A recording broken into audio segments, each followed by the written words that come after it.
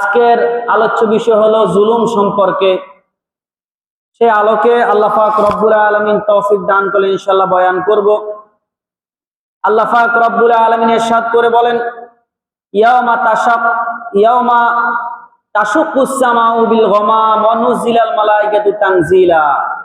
যখন আসমানটা যখন ফেটে যাবে, মেঘের উপরে যখন আসমানটা ফেটে যাবে এবং সমস্ত আসমানের ফেরেশতারা অবতরণ হবে, তখন কেমন হবে?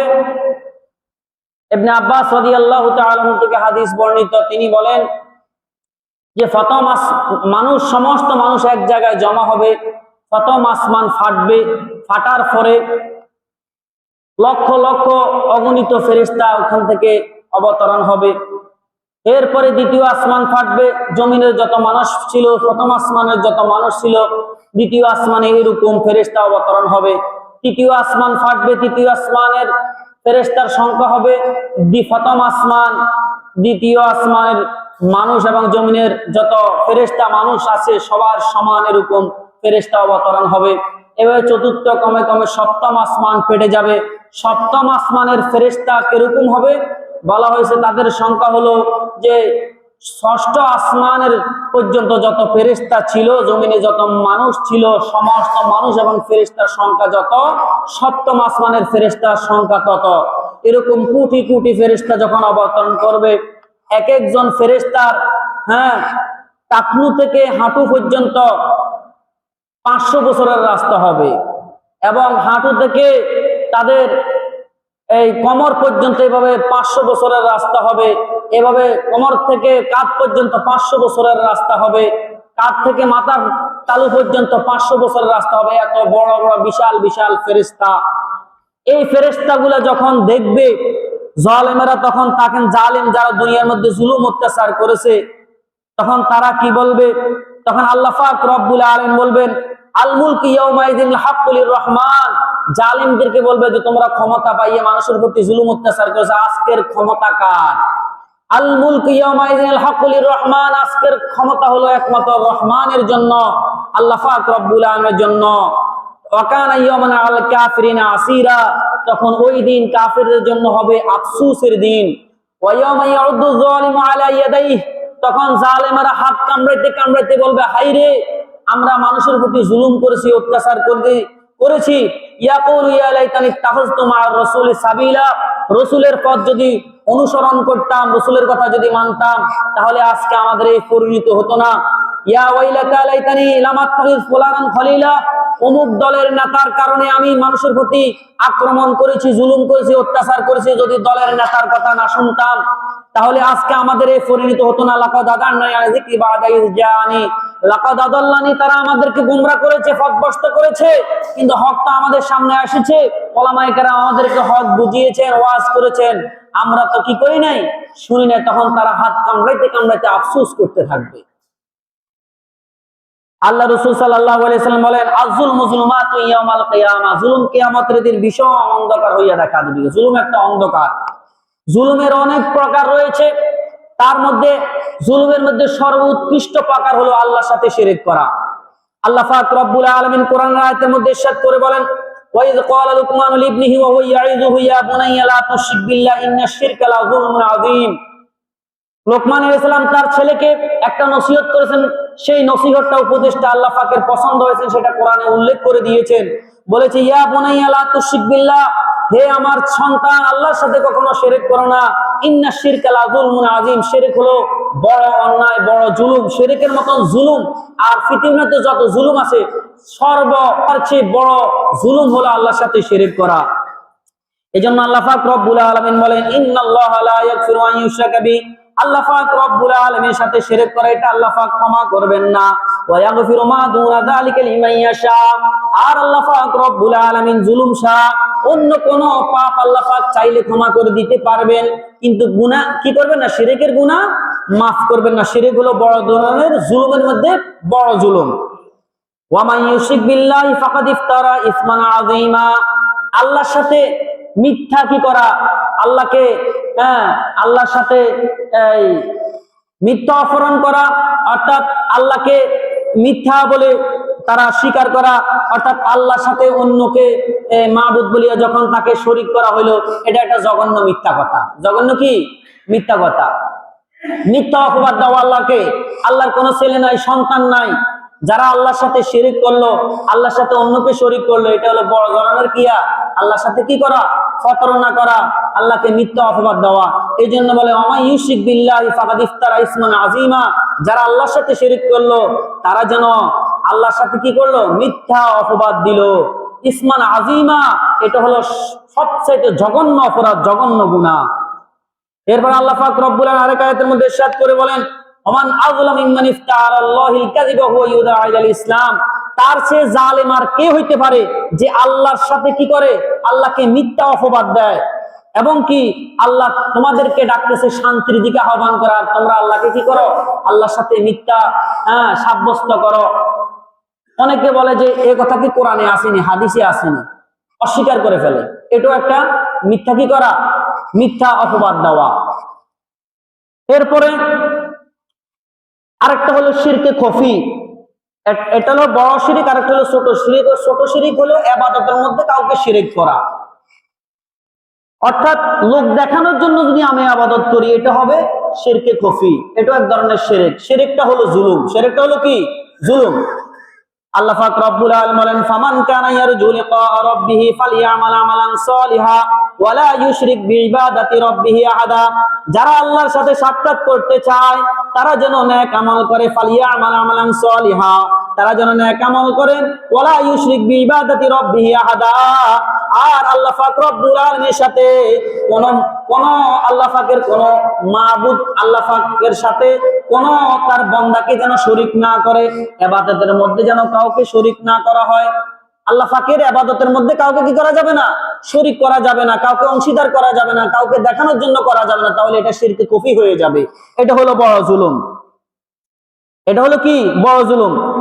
আল্লাহ পাক রব্বুল আলামিন আরেক আয়াতের মধ্যে ইরশাদ করে বলেন, ইন্নাল্লাযীনা কাযযাবু বিআয়াতিনা ওয়াস্তাকবারু আনহা, যারা আল্লাহর আয়াতকে অস্বীকার করলো এবং অহংকার করলো, লা তুফাত্তাহু লাহুম আবওয়াবুস সামাই, তাদের জন্য আসমানের দরজা খোলা হবে না। ওয়ালা ইয়াদখুলুনাল জান্নাত, তারা জান্নাতেও প্রবেশ করবে না। হাত্তা ইয়ালিজাল জামালু ফি সামিল খিয়াত, বলা হয়েছে যে সুইয়ের ভিতরে, সুইয়ের ছিদ্র দিয়া একটা হাতি যাওয়া সম্ভব, কিন্তু তারা জান্নাতে যাওয়া অসম্ভব। এরকম অসম্ভব হয়ে যাবে। অর্থাৎ আল্লাহর সাথে যারা কি করবে?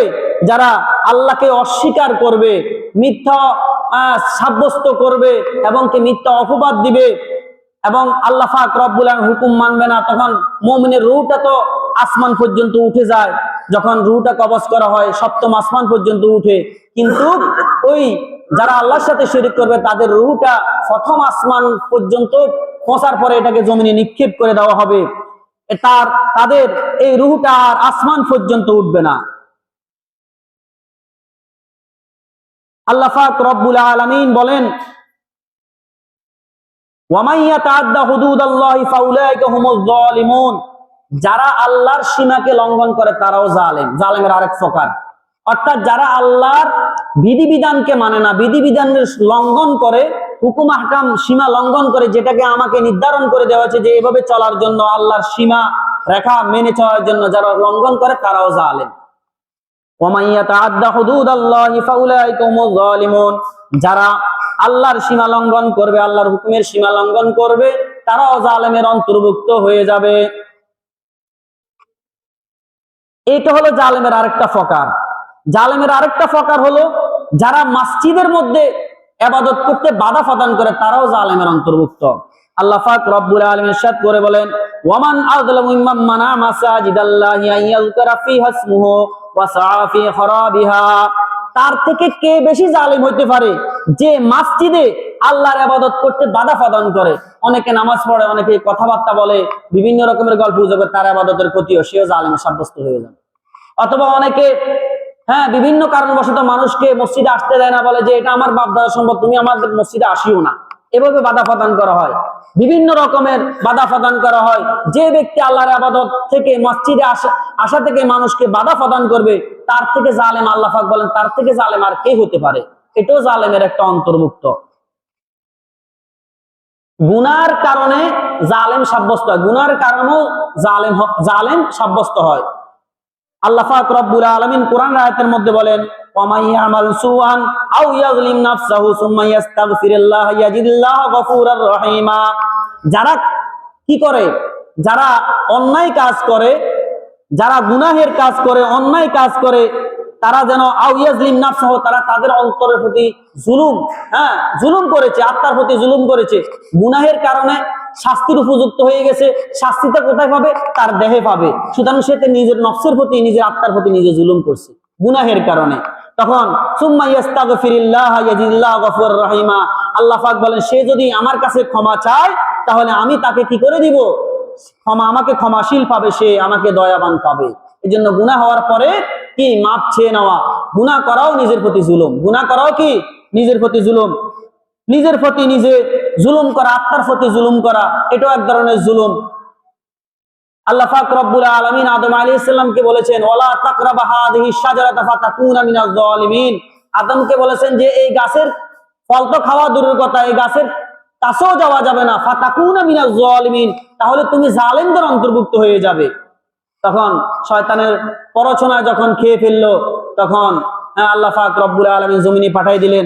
তখন আল্লাহ পাক রব্বুল আলামিন একটা কালিমা শিখিয়ে দিলেন, একটা দোয়া শিখিয়ে দিলেন, যে এই দোয়া করার কারণে তোমার গুনাহ কি মাফ, তোমার গুনাহ মাফ করা হবে, আল্লাহ পাক তোমার তওবা কবুল করা হবে।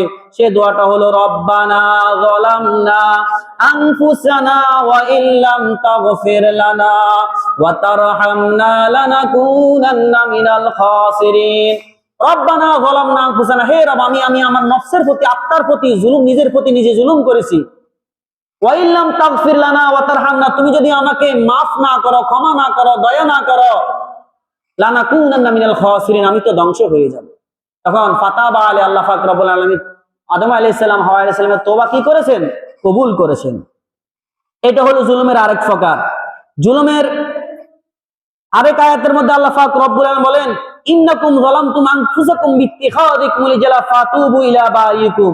বনি ইসরাঈলরা যখন তারা মুসা আলাইহিস সালাম যখন তাওরাত কিতাব আনতে গেলেন, তখন তারা বাসুরের পূজা করেছেন। এই পূজার কারণে আল্লাহ পাক বলে, ইন্নাকুম যালামতুম আনফুসাকুম, তোমরা তোমাদের আত্মার প্রতি জুলুম করেছো, বিত্তিখাযিকুমুল ইজলা, ওই বাসুরের পূজা করার কারণে তোমাদের প্রতি জুলুম করেছো। অর্থাৎ তোমরা নিজের জাহান্নামের আগুন নিজের প্রতি হালাল করে নিয়েছো। এটা হলো নিজের প্রতি জুলুম করা। এই জন্য নিজের প্রতিও জুলুম করা যাবে না। আরেকটা জুলুম হলো, যেটা আমরা জানি, কোন মানুষের জান মাল ইজ্জতের উপর জুলুম করা, কোন মানুষের জান মাল ইজ্জতের উপর জুলুম করা। এই ব্যাপারে বুখারী শরীফের মধ্যে এসেছে, ক্বালা রাসূলুল্লাহ সাল্লাল্লাহু আলাইহি ওয়াসাল্লাম, মান কানাত লাহু মাজলিমাতুন লিয়াকিহি মিন ইরদিহি আও শাইইন ফায়াতাহাল্লিলহু মিনহু ইয়াওমা ক্বাবলা আন লা ইয়াকুনা দিনারুন ওয়ালা দিরহামুন আন ইন কানা লাহু আমালুন সালিহুন উখিযা মিনহু বিকদরি মাজলিমাতিহি ইল্লাম ইয়াকুন হাসানাতুন উখিযা মিন সাইয়্যাতি সাহিবিহি ফাহুমিলা আলাইহি আও কামা ক্বালা আলাইহিস সালাতু ওয়াস সালাম। আল্লাহ রাসূল বলেন, বুখারী শরীফের হাদিস, যে ব্যক্তি কোন মুসলমানের প্রতি যদি জুলুম করে, অন্যায় অবিচার করে, তার জানের উপর, মালের উপর, ইজ্জতের উপর, দুনিয়াতে থাকতে থাকতে তুমি এটা মীমাংসা করে নাও। ক্বাবলা আল্লা ইয়াকুনা দিনারুন ওয়ালা দিরহামুন, যেদিন কোন টাকা পয়সা কাজে আসবে না, টাকা পয়সা দিয়েও সেদিন তোমাকে ছাড়া হবে না, টাকা পয়সা দিয়ে তার থেকে মাপ নেওয়া যাবে না। তখন কি হবে? ইন কানা আমালুন সালিহুন, তখন ওই যাই ব্যক্তির প্রতি জুলুম করেছে, ওই ব্যক্তি, যে ব্যক্তি জুলুম করেছে, জালেম থেকে আল্লাহ পাক রব্বুল আলামিন তার নেক আমল ছিনিয়ে নেবেন, মাজলুমকে দিয়ে দিবেন, এবং যে পরিমাণ জুলুম করেছে ওই পরিমাণ নেক আমল নিয়ে নেওয়া হবে। ইল্লাম ইয়াকুন হাসানাতুন উখিযা মিন সাইয়্যাত, তার যদি নেক আমল না থাকে, আল্লাহ পাক তখন কি করবে? মাজলুমের গুনাহকে জালেমের উপর চাপাইয়া দিবেন, জালেমের উপর চাপাইয়া দিবেন, তখন তাকে শাস্তি দেওয়া হবে। আল্লাহ রাসূল জিজ্ঞাসা করলেন, মানিল মুফলিস, সবচেয়ে গরিব কে? তোমরা কি জানো? আল্লাহ রাসূলের সাহাবা বলে যে না, জানি না। সবচেয়ে গরিব অসহায় ওই ব্যক্তি যে কিয়ামতের ময়দানে তার বিশাল নেকের পাহাড় নিবে, কিন্তু ফকির বেশে থাকবে। কিভাবে? ওই মানুষের প্রতি যে জুলুম করেছে, অন্যায় করেছে, অবিচার করেছে, মানুষকে দিতে দিতে ন্যাক আমল দিতে দিতে দিতে তার হজ নামাজ রোজা যাকাত সবকিছু দিতে দিয়ে সে ফকির হয়ে গেছে, আর তার কাছে আর কিছু নাই। তখন যখন জুলুমের যে মাত্রা ছিল সেটা যখন শেষ হয় নাই, তখন তার আর ন্যাক আমলও নাই, তখন আল্লাহ পাক রব্বুল আলামিন মাজলুমের গুনাহকে তার উপর চাপাইয়া দিবেন, তার শাস্তি বৃদ্ধি করবেন। এই জন্য আল্লাহ রসুল বলেন, দুনিয়াতে থাকা অবস্থায় তাকে থেকে মাপ নিয়ে নাও, তার থেকে সমাধান নিয়ে নাও। আল্লাহ রসুল সাল্লাল্লাহু আলাইহি ওয়াসাল্লাম এক হাদিসের মধ্যে বলেন যে আমার নিকট মক্কা শরীফ যেরকম পবিত্র, মক্কা শরীফের সম্মান রয়েছে, মক্কা শরীফ যেরকম পবিত্র সম্মানিত জিনিস, জিলহজ মাস যেরকম সম্মানিত জিনিস, জিলহজ মাসের 10 তারিখ যেরকম সম্মানিত জিনিস, এটার মতন মানুষের জান মাল ইজ্জত আবরু এরকম সম্মানিত, এরকম সম্মানিত। এই জন্য মানুষের জান মাল ইজ্জত আবরুর উপর কি করা যাবে না, তাদের উপর জুলুম অত্যাচার করা যাবে না। আমরা তো মানুষকে বিভিন্ন কথা দ্বারায় তার ইজ্জতের উপর আঘাত করি, এটা জুলুম, আমি জালেম সাব্যস্ত হয়ে গেলাম। মালের উপর জুলুম করা যাবে না, জানের উপর জুলুম করা যাবে না, ইজ্জতের উপর জুলুম করা যাবে না। আজকে আমাদের বাংলাদেশের মধ্যে দেখলে দেখা যায় মানুষের ইজ্জতের উপর জুলুম, জানের উপর জুলুম, মালের উপর জুলুম বেশি না কম, বেশি শুরু হয়ে গেছে। দেখা গেছে একজন নারী ঘরের মধ্যে তার স্বামীও আছে, স্বামীর সামনে ওই নারীকে দর্শন করছে কি করে নাই, খবরের মধ্যে আসছে ওই নারীকে স্বামীর সামনে দর্শন করা হয়েছে, মহিলার ঘরে গিয়া তাকে দর্শন করে আসছে, এইভাবে তার ইজ্জতের প্রতি হামলা করা হয়েছে। অথচ আল্লাহ পাক রব্বুল আলামিন বলেন, ওয়ালা তাকরাবুজ জিনা ইন্নাহু ফাহিশাতুন ওয়া সাআ সাবিলা, তোমরা জিনা তো করা দূর করা, জিনার কাছেও যেও না, ব্যভিচারের কাছেও যেও না। আর আল্লাহ পাক রব্বুল আলামিন বলেন, আয-যানিয়াতু ওয়াজ-যানিয়া ফাজলিদু কুল্লা ওয়াহিদিন মিয়াতু জালদা, যারা জিনা করবে, ব্যভিচার করবে, যদি অবিবাহিত হয় তাদেরকে 100টা ডোরা মারা হবে, আর যদি বিবাহিত হয় তাহলে তাকে পাথর নিক্ষেপ করে জনসম্মুখে তাকে মারতে হবে। এই শরীয়তের আইন না থাকার কারণে আজকে আমাদের দেশে বিচার না থাকার কারণে এভাবে দর্শন খুন বেড়ে গেছে, ঠিক না বেঠিক? এরকম যদি কয়েকটা শাস্তি দিত তাহলে এরকম কি হতো না, দর্শন হইতো না। যাকে জোরপূর্বক দর্শন করা হয়েছে সে নিষ্পাপ, তার কোনো গুনাহ নাই। যে দর্শন করেছে সে যদি বিবাহিত হয় তাকে জনসম্মুখে হত্যা করতে হবে। এই জন্য মানুষের ইজ্জতের উপর জুলুম বেড়ে গেছে শরীয়তের হুকুম না থাকার কারণে, আল্লাহর বিধান কায়েম না করার কারণে। জানা এমন একটা জিনিস, আল্লাহ রাসূল সাল্লাল্লাহু আলাইহি ওয়াসাল্লাম একবার স্বপ্নে দেখলেন একটা গাছের উপর জান্নাতুল ফেরদাউস, জান্নাতুল ফেরদাউসের পাশে এমন একটা চুলা দেখলেন, এমন একটা গর্ত দেখলেন যেখানে উলঙ্গ পুরুষ আর মহিলা এগুলা আগুনের লেলিহানের কারণে একবার উপরের দিকে উঠে একবার নিচের দিকে নামে, মুখটা হলো ছোট আর ভিতর হলো গভীর। তখন জিজ্ঞাসা করলে এরা কারা? বলে এরা হলো জানাকার পুরুষ আর মহিলা, ব্যভিচারী পুরুষ মহিলা। এই জন্য মানুষের জান মাল ইজ্জতের উপর আঘাত করা যাবে না, তার ইজ্জত রক্ষা করতে হবে, জানার শাস্তি দিতে হবে। হযরত ওমর রাদিয়াল্লাহু তাআলা আনহু খেলাফত আমলে একবার একজন অসহায় মহিলা, তার ঘরের মধ্যে কোনো বেগানা পুরুষ নাই, একজন যুবক ডিস্টার্ব করে ওমর রাদিয়াল্লাহু তাআলা আনহু। তখন কি করলো? ওমর রাদিয়াল্লাহু তাআলার কাছে যখন নালিশ গেল, ওমর রাদিয়াল্লাহু তাআলা আনহু তখন গভীর রাত্রে মনে করলো যে এটা হয়তো আমার সন্তান ছাড়া, ওমরের খেলাফত আমলে আমার সন্তান ছাড়া কেউই সাবাস করবে না একজন অসহায় মহিলার ঘরে প্রবেশ করে অন্ধকারে তাকে ডিস্টার্ব করে, ইফটিজিং করা। তখন তিনি কি করলেন? অন্ধকারের মধ্যে গভীর রাত্রে তিনি ওই মহিলাকে বললেন, আমি তোমার ঘরে যাব, তুমি দরজা বন্ধ করে দিবে, দরজা খোলা রাখবে, আবার এবং বাতি নিভাইয়া দিবে, ওই যুবক যেন ঢুকতে পারে। তখন যখন ওই যুবক ঢুকলো, ঢুকার পরে ওমর রাদিয়াল্লাহু তাআলা তাকে হত্যা করে দিলেন।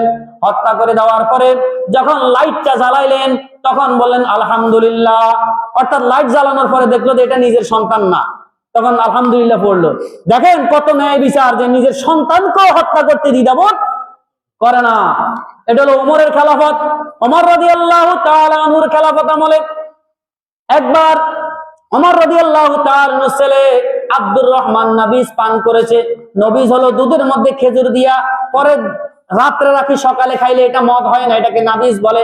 2-3 দিন রাখলে এটা মদ হয়ে যায়, তখন এটা খাওয়া হালাল হয় না, শকর চলে আসে, মাতলামি চলে আসে। যখন 2-3 দিন পরে খেলো তখন এটা মদ হয়ে গেল। এ কথা যখন দেখলো ওমর ইবনে আস রাদিয়াল্লাহু তাআলা আনহু, মিশরের গভর্নর ছিল, তখন তিনি ওমর রাদিয়াল্লাহু তাআলা আনহুর ছেলে, অদ্দজাহানের খলিফার ছেলে মদ পান করার কারণে তাকে 80টা ডোরা লাগাইয়েছেন, 80টা বেত্রাঘাত করেছেন।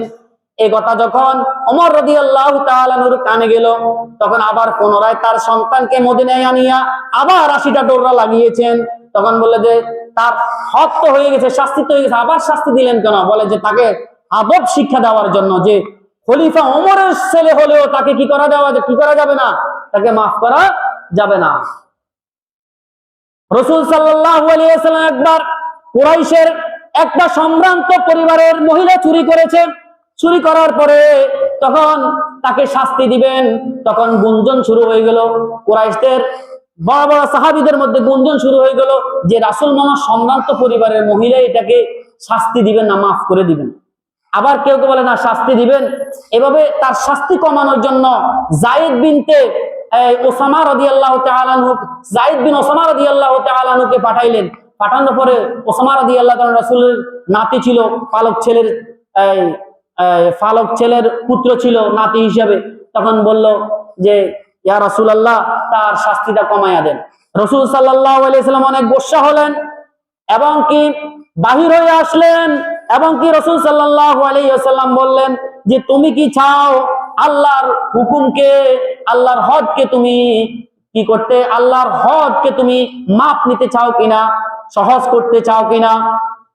একথা গোসা হয়ে গেলেন। এরপরে রাসূল সাল্লাল্লাহু আলাইহি ওয়াসাল্লাম একটা ভাষণ দিলেন। একটা ভাষণ দেওয়ার পরে আল্লাহ রাসূল সাল্লাল্লাহু আলাইহি ওয়াসাল্লাম বললেন যে এই সম্ভ্রান্ত পরিবারের মহিলার ব্যাপারে তোমরা সুপারিশ করতে এসেছ, অথচ তোমাদের পূর্বের লোকেরা যারা সম্ভ্রান্ত, যারা এমপি মন্ত্রীর ছেলে থাকতো, তাদেরকে শাস্তি দিত না, ছেড়ে দিত, পার পাইয়া যাইতো। আর যারা দুর্বল তাদেরকে শাস্তি দিত, এই জন্য তারা হালাক হয়ে গেছে, তোমাদের পূর্ববর্তীরা হালাক হয়ে গেছে। ও আমার সাহাবীরা, তোমরা জেনে রাখো, যদি ওয়াইমুল্লাহি, আল্লাহর কসম, লাউ আন্না ফাতিমা বিনত মুহাম্মদ সাল্লাল্লাহু আলাইহি ওয়াসাল্লাম সারাকাত লাকাতাতু আইদিয়াহা, যদি মুহাম্মদ সাল্লাল্লাহু আলাইহি ওয়াসাল্লামের মেয়ে ফাতিমাও যদি চুরি করত, আমি তার হাত কাটতে দ্বিধাবোধ করতাম না। এটা হলো ইসলামী খেলাফত। এজন্য আমরা তো ইসলামী খেলাফত চাই না, আমরা শুধু নারী নেতৃত্ব নিয়ে আসি। আল্লাহ রাসূল বলেন, যাদের শাসক নারী হবে তারা কখনো সফল কাম হবে না। এই জন্য ওই খেলাফতের জন্য আমরা মুসলমান হিসেবে চেষ্টা করতে হবে। যাই হোক, এই জন্য মুসলমানদের জান মাল ইজ্জত রক্ষা করতে হবে। না হোক মুসলমানকে হত্যা করা যাবে না। আল্লাহ পাক রব্বুল আলামিন বলেন, যে কোন মুসলমানকে যদি হত্যা করা হয়, মান কতালা নাফসান বিগাইরি নাফসিন ফাকান্নামা কতালান নাসা জামিয়া, যে ব্যক্তি অন্যায়ভাবে একটা মুসলমানকে হত্যা করলো, সে যেন পৃথিবীর সমস্ত মানুষকে হত্যা করে দিল। আর যে ব্যক্তি মুসলমানকে বাঁচিয়ে দিল, একটা মুসলমানকে বাঁচিয়ে দিল, সে যেন সমস্ত মুসলমানকে বাঁচিয়ে দিল, সমস্ত মুমিনকে বাঁচিয়ে দিল। আল্লাহ পাক রব্বুল আলামিন বলেন, ওয়ালা তাকতুলু নাফসাল্লাতী হারামাল্লাহু ইল্লা বিল হক, তোমরা অন্যায়ভাবে কাউকে হত্যা করো না।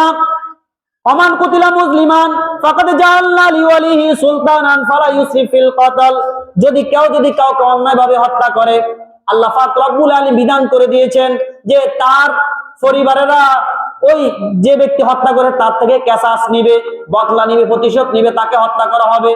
3 কারণে মুসলমানদের খুন জড়ানো জায়েজ, রক্ত জড়ানো জায়েজ। একটা হলো যদি কেউ কাকে যদি অন্যায়ভাবে হত্যা করে, তার থেকে প্রতিশোধ নেওয়ার কারণে তাকে হত্যা করা হবে। 2 নম্বর হলো কেউ যদি বেবিচারী, যদি মহিলা অথবা পুরুষ যদি বিবাহিত হয়, তাকে হত্যা করে দেওয়া হবে। 3 নম্বর হলো যদি কেউ যদি মুরতাদ হয়ে যায়, ইসলাম থেকে বের হয়ে যায়, তাকে হত্যা করে দেওয়া হবে। এছাড়া কাউকে কি করা জায়েজ নাই, কারো খুন জড়ানো জায়েজ নাই। আল্লাহ পাক রব্বুল আলামিন এক হাদিসের মধ্যে আছে, আল্লাহ পাক রব্বুল আলামিন বলে যে সমস্ত দুনিয়া ধ্বংস হয়ে যাওয়া আল্লাহ পাক রব্বুল আলামিনের কাছে সহজ, তবে একটা মুমিনকে হত্যা করা তার চেয়ে বেশি কঠিন। এই জন্য মুসলমানদের জান মাল ইজ্জত আবরু রক্ষা করতে হবে, মুসলমানদের মাল রক্ষা করতে হবে, মালের উপর আক্রমণ করা যাবে না, মালের উপর জুলুম করা যাবে না। আল্লাহ পাক রব্বুল আলামিন বলেন, ইয়া আইয়ুহাল্লাযীনা আমানু লা তাকুলু আমওয়ালাকুম বাইনাকুম বিল বাতিল, তোমরা একে অপরের মালকে অন্যায়ভাবে কি করো না, খেও না, অন্যায়ভাবে ভক্ষণ করো না, ইল্লা আন তাকুনা তিজারাতান আন তারাদিম মিনকুম, কিন্তু ব্যবসা বাণিজ্য এবং কি তোমাদের আপসের মধ্যে রেজামন্দির সহিত, অর্থাৎ তোমরা একে অপরের সাথে মুআমালা মুআশারার সহিত, অর্থাৎ তার সাথে ব্যবসা বাণিজ্যের লেনদেনের সহিত রাজির সহিত সেটা ভক্ষণ করতে পারবে। এখন দেখা গেছে আপনি তার মালের উপর কিভাবে জুলুম করতেছেন, আমাকে চাঁদা দাও, চাঁদা না দিলে তোমাকে হত্যা করা হবে। এই জন্য চাঁদার কারণে বাংলাদেশে এমন ঘটনা ঘটেছে যে চাঁদার কারণে মানুষকে হত্যা করা হয়েছে। সে কি তার কাছে পাওনা আছে নাকি? মাল পাওনা ছিল নাকি? তাকে কেন হত্যা করা হলো? তাকে অন্যায়ভাবে হত্যা করা হলো, জুলুম করা হলো, তার প্রতি ডাকাতি করা হলো। এই জন্য এখানের মধ্যে যে চুরি ডাকাতির ব্যাপারে আল্লাহ পাক রব্বুল আলামিন কোরআনের একটা আয়াতের মধ্যে বলেছেন, ইন্নামা জাযাউল লাযিনা ইউহারিবুনাল্লাহ ওয়া রাসূলাহু ওয়া ইয়াসআউনা ফিল আরদি ফাসাদান আন ইউকাত্তিলু ওয়া ইউসাল্লিবু ওয়া তুকাত্তা আইদিহিম ওয়া আরজুলুহুম মিন খিলাফিন আইয়ুনফাউ মিনাল আরদি যালিকা খিজুন ফিদ দুনিয়া ওয়া লাহুম ফিল আখিরাতি আযাবুন আযীম। এই ঘটনাটা বলি শেষ করে দিচ্ছি। বনি উরাইনাত কবিলা থেকে কিছু লোক আল্লাহ রাসূলের কাছে আসিয়ে কি করলো? মুসলমান হইল। মুসলমান হওয়ার পরে এদের পেটের ভিতরে একটা পীড়া ছিল, পেটের পীড়া ছিল। তখন আল্লাহ রাসূলের কাছে অভিযোগ করার পরে বললো যে মদিনার বাহিরে আমার রাখাল আছে, উটের রাখাল আছে, এদের কাছে হলে তোমরা অবস্থান করবে, ওখান থেকে উটের পেশাব খাবে এবং কি দুধ পান করবে, এটা তাদের জন্য জায়েজ ছিল। তখন তারা উটের পেশাব এবং দুধ পান করার পরে তাদের ওই পেটের পীড়াটা ভালো হয়ে গেল। তারা কি করলো? ওই রাখাল গুলার দিকে হাত পাও কেটে তাদের চোখের ভিতরে তীর ঢুকে তাদেরকে নির্মম ভাবে হত্যা করে দিল, নির্মম ভাবে হত্যা করে দিল। এ কথা তাদেরকে যখন হত্যা করে দিল, আল্লাহ রাসূল সাল্লাল্লাহু আলাইহি ওয়াসাল্লাম অনেক ব্যথিত হলেন যে তারা তো মুরতাদ হয়ে গেছে। আল্লাহ পাক রব্বুল আলামিন আয়াত নাযিল করে দিলেন যে যারা সন্ত্রাসী করবে, যারা মানুষের প্রতি আক্রমণ করবে, তাদের বিধান হলো যে দল বল নিয়ে তারা যদি আক্রমণ করে, যদি মাল ছিনাইয়া নেয় এবং কি যদি খুনও করে, দল বল নিয়ে যদি আক্রমণ করে, তখন তাদেরকে জনসম্মুখে শুলি দিতে হবে, ফাঁসি দিতে হবে, বিশেষভাবে ফাঁসি দিতে হবে, যেভাবে এরকম ঘটনা যেন আর পৃথিবীর বুকে না হয়। এরপরে খুন করছে কিন্তু লুট করে নয়, তখন সাধারণভাবে তাদেরকে হত্যা করতে হবে, যেভাবে সাধারণভাবে হত্যা করা হয়। যদি লুট করছে কিন্তু খুন করে নাই, তখন তাদের অপর পাশের হাত পাও কেটে দেওয়ার জন্য বলা হয়েছে। আর যদি খুনও কারণে লুটে কারণে আক্রমণ করেছে, বলছে যে তাদেরকে জেলখানায় বন্দী করো। এই আয়াত ওই মর্মে আল্লাহ পাক রব্বুল সূরা মায়েদা 33 নম্বর আয়াত নাযিল করে বলেছেন, ইন্নামা জাযাউল লাযিনা ইউহারিবুনাল্লাহ ওয়া রাসূলা, যারা আল্লাহ রাসূলের সাথে যুদ্ধ করে, ওয়া ইয়াসাউনা ফিল আরদি ফাসাদা, জমিনের মধ্যে ফাসাদ সৃষ্টি করে, আইয়ুকাত্তিলু ওয়া ইউসাল্লিবু আও তুকাত্তা আইদিহিম ওয়া আরজুলুহুম, তাদেরকে জনসম্মুখের মধ্যে হত্যা করা হবে, অথবা তাদেরকে ফাঁসি দেওয়া হবে, তাদের হাত পাও কেটে দেওয়া হবে, অথবা তাদেরকে জেলে বন্দী করে দেওয়া হবে। এই সমস্ত আইন যদি প্রয়োগ থাকতো বাংলাদেশের মধ্যে, তাহলে এরকম জুলুম অত্যাচার আমাদের বাংলাদেশে থাকতো না। এই জন্য বাংলাদেশের মধ্যে ইসলামী খেলাফত বাস্তবায়ন করার জন্য আল্লাহ রাসূলের আদর্শ, আল্লাহ রাসূলের আইন বাস্তবায়ন করার জন্য আমরা রাজি আছি না নাই? আমরা সবাই সচেতন থাকতে হবে, মুসলমান হিসাবে আমরা এগুলা প্রচেষ্ট থাকতে হবে, না হলে আমরা সবাই জালেমের অন্তর্ভুক্ত হয়ে যাব। যাক আল্লাহ পাক রব্বুল আলামিন আমাদেরকে জালেম না হওয়ার জন্য তৌফিক দান করে, আমরা যে জালেম না, এর উপর প্রয়োজনে মাজলুম হয়ে যাব, যেন কারো প্রতি জুলুম অত্যাচার না করি। কারণ আল্লাহ পাক রব্বুল আলামিন জালেমকে সুযোগ দেন, ছাড় দেন, ছেড়ে দেন না, ছাড় দেন, ছেড়ে দেন না।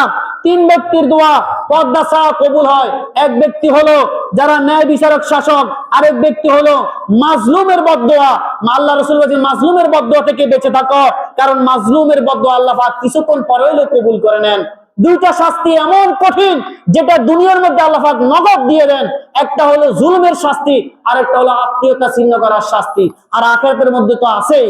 আল্লাহ পাক রব্বুল আলামিন আমাদেরকে বুঝাইবার আমল করার তৌফিক দান করেন।